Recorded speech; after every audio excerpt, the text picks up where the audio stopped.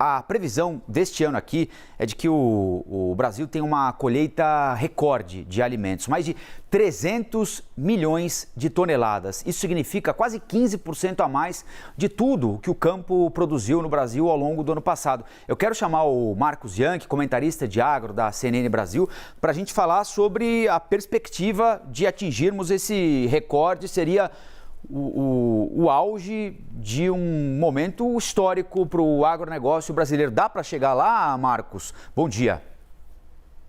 Bom dia, é um prazer estar aqui, Rafael.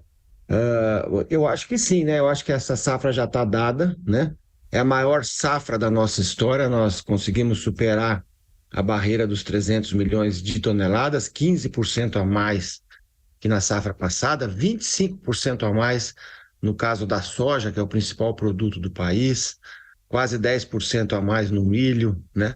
Então, realmente é uma safra extraordinária, porque ela foi muito boa em todo o país, exceto no Rio Grande do Sul, que sofreu com a seca que também atingiu a Argentina, Uruguai e outros países mais ao sul, né? É uma safra realmente extraordinária.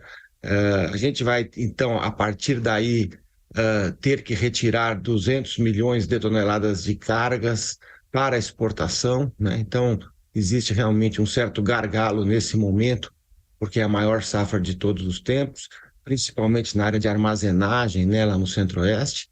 Mas nós vamos conseguir, porque hoje a gente está transportando essa safra já a partir de novos modais, como o caso de ferrovias e hidrovias. Então, é uma safra extraordinária, muito importante para o Brasil e muito importante para o mundo, que depois de 2020 teve vários problemas relacionados com pandemia, guerra, etc. Ô Marcos, mais alimento significa alimento mais barato? Ou seja, essa potência toda do agro, além de garantir o alimento, vai garantir alimento mais barato para a gente aqui e para o mundo também, daquilo que for exportado, desses 300 milhões aí? Olha, essa é uma questão bem importante, ô Rafael, porque o que a gente está vendo agora é uma volta ao normal, né? Nós tivemos um aumento de preços a partir de 2020 na faixa de 50% entre final de 2020 e 2022, né? Primeiro por conta da pandemia, depois por conta da guerra da Ucrânia. O pico foi atingido no primeiro semestre de 2022, quando esse aumento chegou a 50%. Eu estou falando basicamente do índice de preços da FAO, que ela publica mensalmente desde 1990.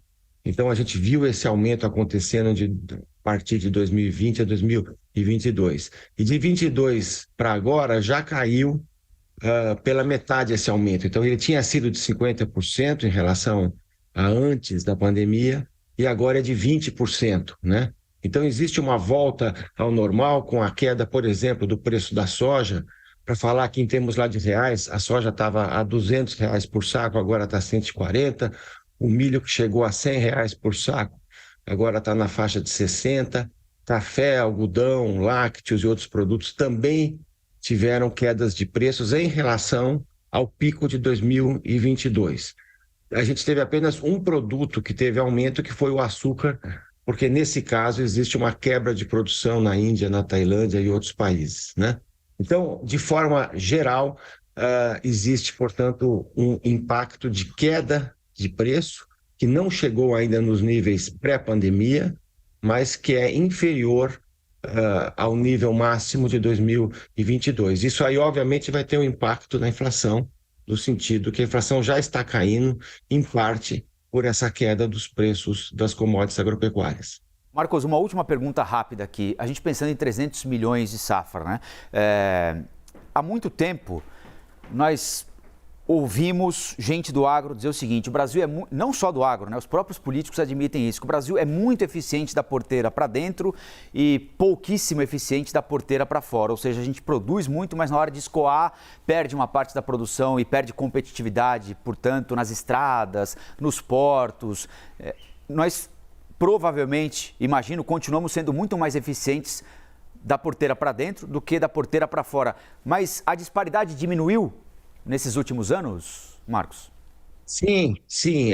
A gente não conseguiria escoar 200 milhões de toneladas para exportação, principalmente considerando que isso veio basicamente do Centro-Oeste e do Mato Grosso, que está a 2.000 quilômetros dos portos, se não tivesse acontecendo uma revolução silenciosa na logística, né?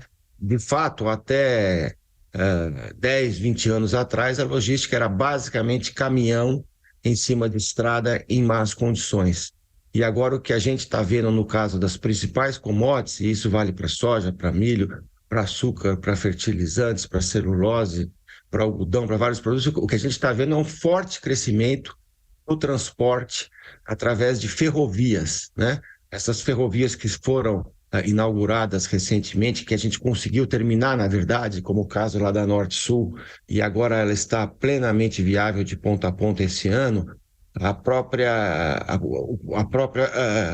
ferrovia lá da Ferronorte, que chega até Rondonópolis e vai chegar em breve até Lucas do Rio Verde, a saída pelo Arco do Norte, através da BR-163, que utiliza caminhão e barcaças lá nos portos do Pará, até os portos do Pará. Quer dizer, tudo isso hoje é responsável para que a gente consiga tirar essa safra gigante que a gente está tendo. Portanto, existe essa mudança, sim, saindo do caminhão e caminhando para ferrovias e hidrovias, e é isso que tem que ser feito num país continental como é o Brasil.